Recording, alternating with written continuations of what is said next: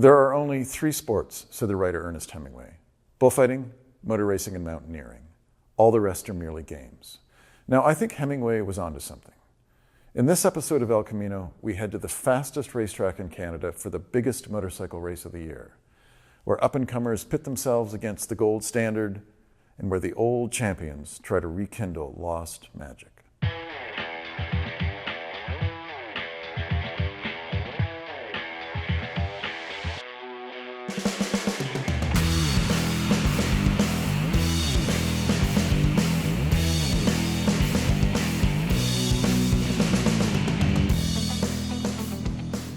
El Camino is brought to you by Yamaha, revs your heart.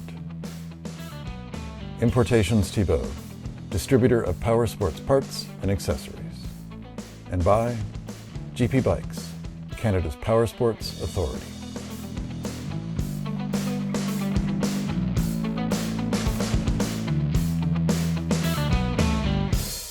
Welcome to El Camino. Racing, wrote the great Peter Egan, makes heroin addiction look like a mild craving for something salty. It's a funny line, because it's true. 300 kilometers per hour has a way of focusing the mind in a way that a Zoom meeting can't. When you're at speed on a racetrack, the non-essential disappears. Your grumpy teenager, your even grumpier ex-wife, your domineering mother, and your micromanaging boss. Poof, all gone. The root of all pleasure is this: focus. A mind hopping from one thought to the next thought gives the impression of productivity, but we're calmest when we're completely engaged in one task. And nothing demands more focus than racing. Don't be fooled by what you see from the sidelines of a racetrack, the noise, the speed, the ever-present threat of injury. From the saddle of a motorcycle, racing is pure bliss.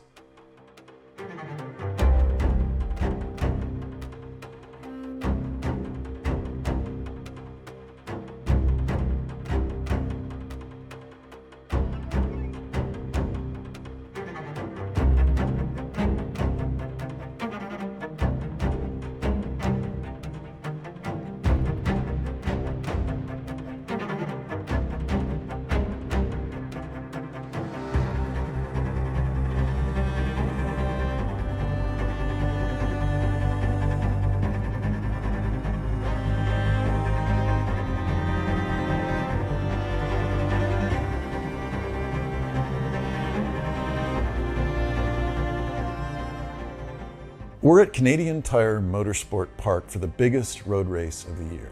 Now, if you want to sound like you're in the know, you can call the track by its pre-corporate branding name, Mosport. But don't believe me. Hi, I'm Pat Gonzalez, track announcer here at Canadian Tire Motorsport Park, also known as Mosport and quite often mispronounced Mosport. Mosport. Got it. Before we get down to the nitty-gritty of racing, let's cover off the basics. When a racer passes through the gates to a track, they enter a world as unpredictable as it is predictable. In racing, anything can happen. When you're near the limit, it's easy to go over the limit and crash. But everything that happens off the actual racetrack is as regimented as the Romans invading Corsica.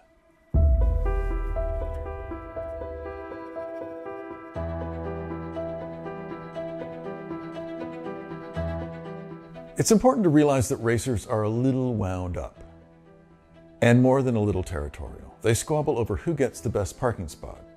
If you're a front runner and you don't get a spot on the front row, now that's the front row of the parking lot, you have two choices: kick the dog or have a tantrum. Those are your only options. Once you've parked, unloaded, put your awnings up, you take your bike to tech inspection, where series officials determine if parts are likely to fall off your machine. Sometimes squabbles break out at tech inspection too. Your version of securely bolted down can be interpreted by officials as finger tight. And did you know a racer, if they don't have the correct sponsor stickers on their fairings, can be penalized? It's been known to happen. This causes all kinds of anxiety. Next up is the riders' meeting, a morning ritual before bikes take to the racetrack. The riders' meeting is about 10% useful information, while the rest of the time it's repetition of what everyone's heard pretty much forever. It's like an emperor addressing his subjects. He just wants them to shut up and behave. And the subjects, for their part, don't want to be told what to do. It's a little like parenting adults. And just like this carton of oat milk, which is in English and in French, the riders' meeting is in both official languages, just to keep things complicated.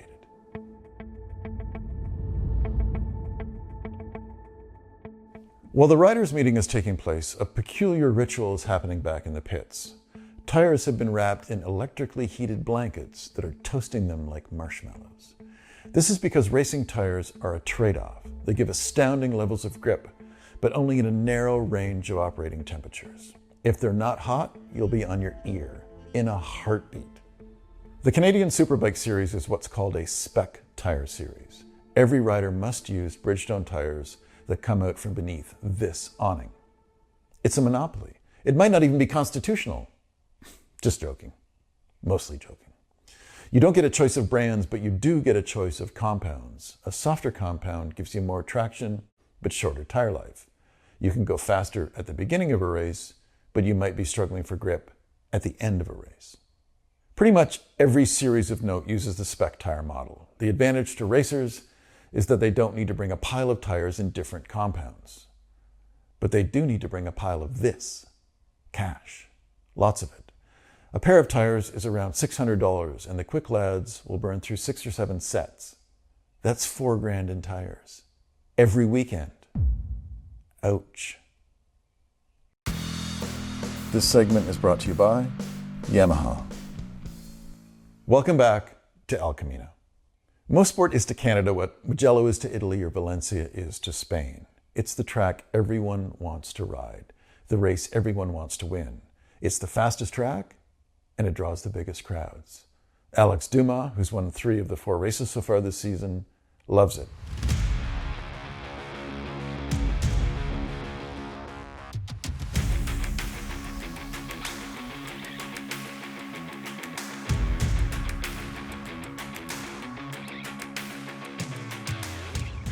Personally, this is my favorite track just because of the speed. It's so fast, and I feel like on the 1000 we kind of get to use it a lot, go through all the gears, and going back to down the back straightaway at 300 is pretty cool. So yeah, it's my favorite track. Ditto for up-and-comer Sam Garant.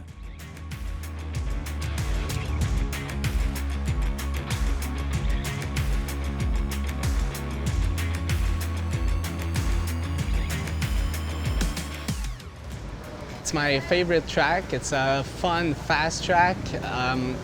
You need to be really fit to handle the big G-force applied on the fast corners. So CTMP is my favorite, and it would be a dream to win a race here.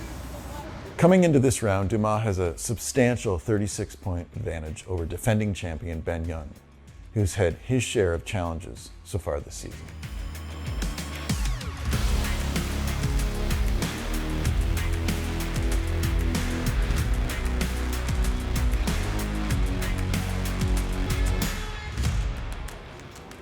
We've had some issues, to say the least, as the years went, and it's a lot of bad luck really, more than anything. And yeah, it's put a set back a bit on the back foot, but there's still 6 races to go and plenty of opportunity to score some points and crawl back and win it for a 2nd year in a row.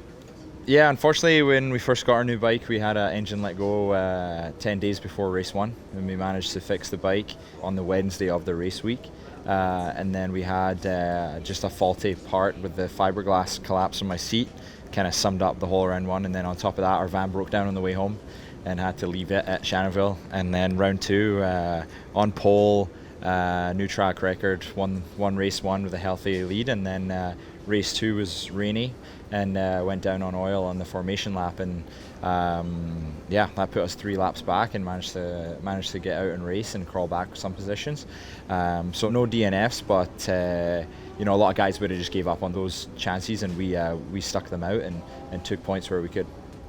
At Motorsport, the long Andretti straightaway, yes, it's named after Super Mario, keeps the pack together as slower bikes are sucked along in the draft of faster bikes. It's the kind of track that rewards experience. And in this country, no one has more experience than Jordan Zook, the last of a dying breed. Once upon a time, before the Great Depression of 2008, The 4 Japanese brands had big race haulers and riders were very well paid. But it vanished in an instant. Zoke is the last rider of that era still racing. He's the last man standing.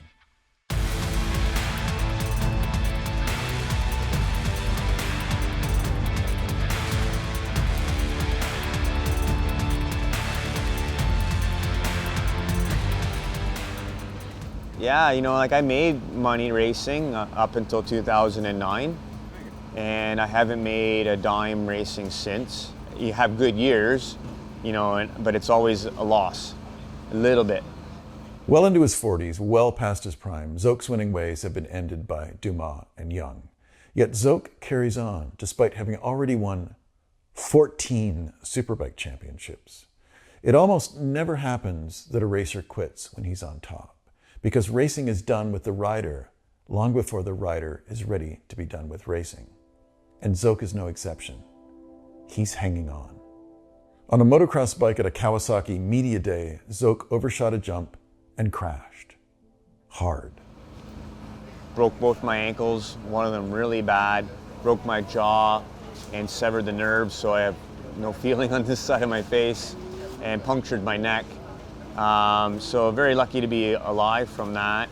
And then 3 surgeries so far, and my right leg's doing well. My left leg's never going to be very good. I need at least 1 more surgery to fuse the subtalar, just like Tiger Woods just had done.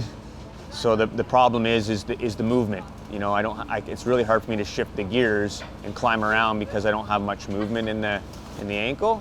But then I ended up having a massive body infection, and basically all the doctors are surprised I'm even here today. They said I shouldn't even have lived through it. The issue is I need another major surgery to remove a bunch of my intestines. And then now where the tube went in for the drain and the cysts, I have a hernia. And it's extremely painful. You can see me limping around here. It's not very enjoyable. For a man who admits he doesn't make a dime racing, it begs the question, why carry on? Because I want to ride my motorcycle, I want to ride. That's what I like to do. I just, all the bull, what you deal with in life, when I'm on my motorcycle, that all goes away. I feel like I still have it. I know I'm old. I want to try and win one more of these things, and hopefully we can get back to the winning ways. Last season on El Camino, Trevor Daly told us about the eye-watering cost of racing. Now, Daly is here this weekend, but he's not riding. At the previous round, Daly tried to sneak in a quick lap before the rains came. It didn't work out. When you're pushing hard, you're right on the fine line and just kind of cross that line, right? And unfortunately, I ended up kind of coming down in a little bit of awkward position when I landed onto the track and onto the pavement and broke my hip and femur. And fast forward a month, we're here at Canadian Tire Motorsport Park and have the bike on display, but the bike's ready to go.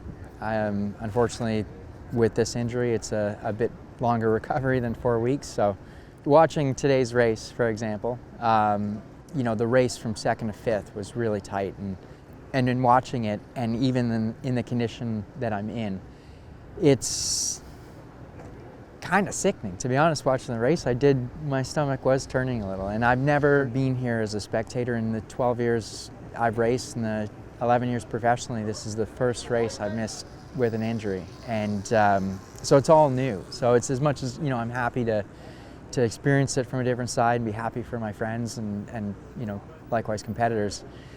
There's like not a bitterness, but an underlying frustration that I'm not out there and just trying to deal with the inner emotions of continuing to tell myself I'm making the right decision. And I think every day gets exponentially better, and 4 weeks from now I'm definitely planning on strapping my gear on and hopping on this bike behind me and racing. With Daly out, it'll likely be Dumas and Young up front, with Guerin and, body willing, Zoke. Young won the title last year, Dumas the year before that. Young, given his points disadvantage, likely has a greater appetite for risk than Dumas. But Dumas has problems of his own. He's in the midst of a nasty summer cold.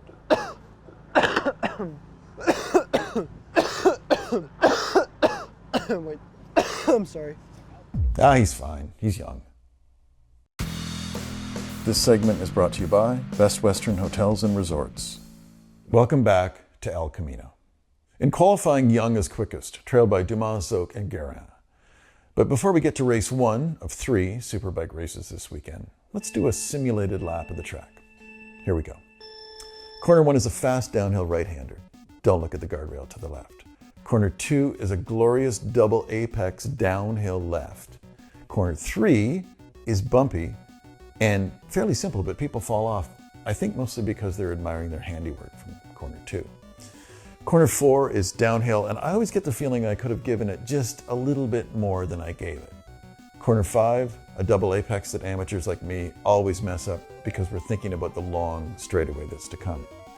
Corners 6 and 7 are just kinks on the straightaway, and corner 8 is a butt-cheek clenching fast right at the end of the straightaway. And then after that, left, right, and we're right back where we started. I need to lie down. Up next, the national anthem. Please stand, if you're able. Oh, Canada, we stand on guard for thee. Oh, Canada, we stand on guard for thee.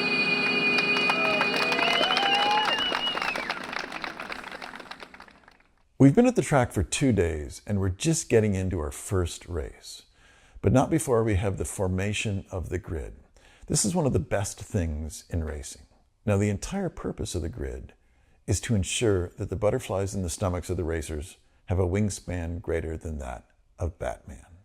Some riders joke, some wish their competitors well, and some sit in the saddle and stare off into sky at a planet that's yet to be discovered. My pal Trevor can bore a hole through plate glass with just a sideways glance.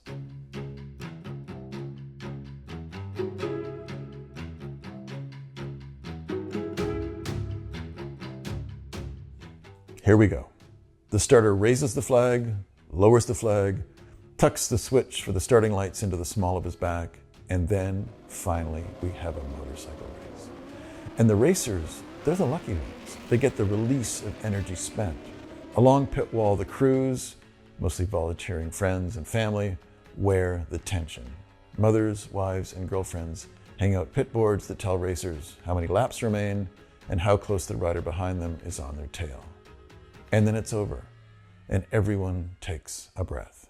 Mothers still have their sons, and wives their husbands. Racing is dangerous.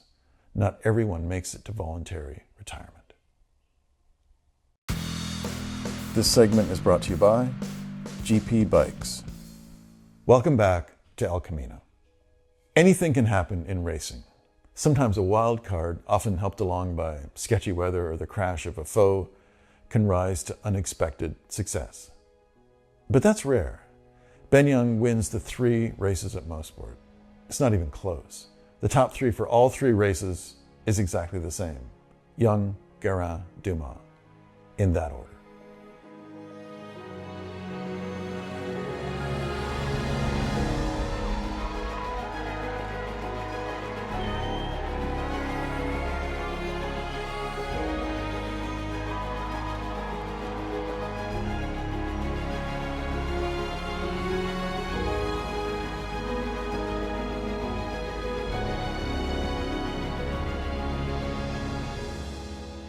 For Young, anything less than a win is disappointment. Same for Dumas. Guerin is overjoyed with his trio of second-place finishes. Mosport also marks the turning of the tide in the championship. Young will win 5 of the final 6 races, and coupled with a Dumas crash the final round, will handily take the title. Which leaves us with Jordan Zoke. Remember, he's won 14 titles. For a decade and a half, which is a millennia in racing time, he was on top. He rarely crashed. He had undefeated seasons. His ego dwarfed the state of Texas. At Mosport, he rode through the pain for a pair of 5th and a 4th. He did what he could. You know, you find motivation. You know, for me, my motivation to keep riding was how much I loved it, but also when, you know, having my son there and showing him, I didn't want him to be a racer by any means, but showing him like how to work hard for something, to push, and when you succeed, the feeling you get, the joy, the reward when you put that work in. And then I haven't seen my son in 2.5 years now because of a nasty divorce. So, you know, where do I find that motivation now? You know, I guess now I'm doing it for me. You know, it's hanging on to what I love. And, you know, I just want to ride my bike, you know, and I don't want to go to track days where I'm passing 35 guys a lap. So this is my track day, and maybe I'll sneak a win or two in there. It's impossible not to look at Zoke in racing terms in the same way we look at an old lion expelled by young lions in the pride. It's someone else's turn at the top. There's something exceptionally sad, yet beautiful too, as the old lion lopes into the savannah, alone. Racing doesn't care what you did yesterday, or last year, or a decade ago. Success can end instantly, along with your life. And Zoke is one of the lucky ones. He gets to fade away, something young Guérin and Dumas, who's still a teenager, don't yet understand. And shouldn't understand. The knowing of the old isn't supposed to be understood by the young. Racing is cruel. It mirrors our lives. And that's why those of us who love racing really love racing. Thank you for watching El Camino.